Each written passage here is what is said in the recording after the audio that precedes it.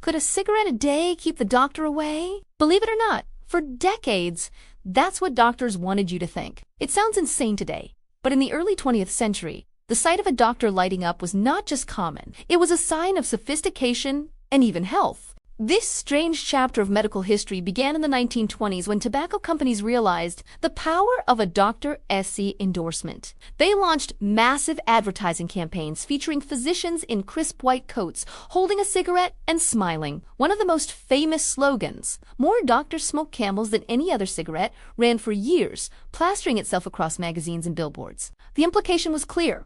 If the very people entrusted with our health are choosing this brand, it must be safe, right? The marketing genius didn't stop there. Ads claimed that certain brands were less irritating to the throat, using pseudoscientific jargon to convince the public. They'd cite surveys of thousands of doctors to back up their claims, creating an illusion of medical consensus. These campaigns successfully linked smoking with positive qualities like relaxation, clear thinking, and even digestion. Cigarettes were marketed as a pick-me-up for a stressful day or a soothing balm for a sore throat. In an era before the long-term effects of smoking were widely understood, the public had little reason to doubt what their doctors, or at least the doctors in the ads, were telling them. It wasn't until the 1950s and 60s, with the release of groundbreaking studies definitively linking smoking to lung cancer and heart disease, that the tide began to turn. The image of the smoking doctor quickly transformed from a symbol of authority to a glaring contradiction. The once trusted endorsements became a haunting reminder of how easily science can be twisted for profit.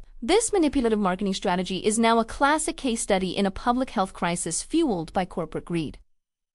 That's it for today. Got a history topic in mind? Comment it down below for our History Minutes.